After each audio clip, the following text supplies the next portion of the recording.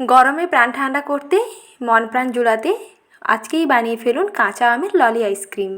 বানানো খুবই সহজ, একটি খেলেই দেখবেন তৃপ্তি পাবেন। তো আসুন আজকের এই সহজ রেসিপিটি দেখে নিন।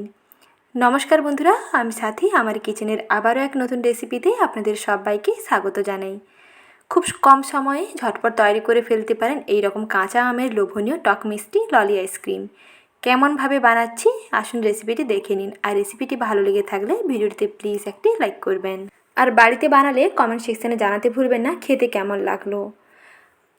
কাঁচা আমের ললি আইসক্রিম বানাতে প্রথমেই লাগবে কাঁচা আম। প্রথমে কাঁচা আমগুলোকে ভালো করে ধুয়ে পরিষ্কার করে নিয়ে তারপরে মুখের কাছের অংশটা একটু বেশি করে কেটে নিতে হবে। তারপরে খোসাটাকে ভালো করে ছাড়িয়ে নিতে হবে। কাঁচা আমের খোসা থাকলে কিন্তু আমটা একটু তেতো লাগবে, তার জন্য সবসময় কাঁচা আমের খোসা ছাড়িয়ে দেবেন। কাঁচা আমের খোসা ছাড়িয়ে তারপরে আমটাকে এরকম ছোটো ছোটো টুকরো করে কেটে নিতে হবে।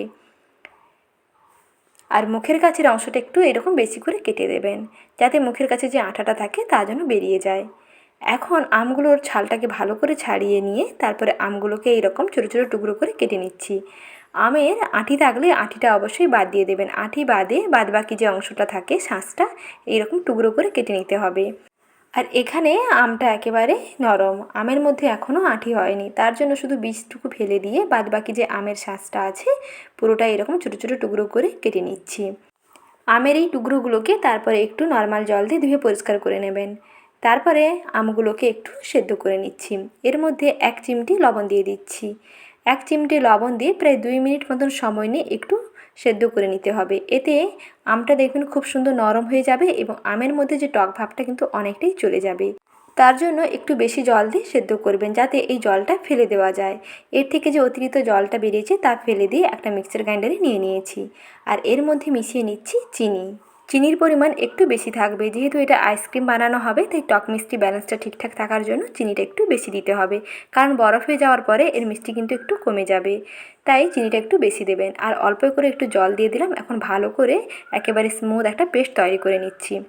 আমের এই মিশ্রণ এখন একটি পাত্রে নিয়ে নিচ্ছি। এই মিশ্রণ থেকে আপনারা যদি আম পান্না কিংবা কাঁচা আমের শরবত বানাতে চান আম পোড়ানোর ঝামেলা ছাড়া, তাহলে এই প্রসেসে আম পান্না কিংবা কাঁচা আমের শরবত বানানোর জন্য আমের পেস্ট তৈরি করে রাখতে পারেন। তারপরে এর সঙ্গে বাদবাকি মশলাগুলো মিশিয়ে আপনারা নর্মাল ফ্রিজে স্টোর করে রেখে দেবেন। দেখবেন 1 মাসের বেশি ভালো থাকবে, সারা গরম জুড়ে আপনারা খেতে পারবেন। এখন দেখুন এই মিশ্রণটা কিন্তু একটু ঘন আছে, যেহেতু এখানে আইসক্রিম বানাবো তাই মিশ্রণটাকে একটু পাতলা করে নিচ্ছি। আর মিশ্রণের সঙ্গে একটু গ্রিন ফুড কালার মিশিয়ে দিচ্ছি। আর এই রকম গ্রিন ফুড কালার আপনারা যে কোনো গ্রোসারি শপে পেয়ে যাবেন। এখন এটাকে ভালো করে মিশিয়ে নিচ্ছি। কালারটা দেখুন কতটা সুন্দর এসেছে। যেহেতু কাঁচা আমের আইসক্রিম বানাবো তার জন্য এখানে একটু গ্রিন ফুড কালার অ্যাড করলাম। এটা আপনারা স্কিপও করতে পারেন, যদি অপছন্দ করেন তাহলে অবশ্যই বাদবাকি উপকরণগুলো দিয়েই বানিয়ে ফেলতে পারেন, কালারটা স্কিপ করলেও হবে।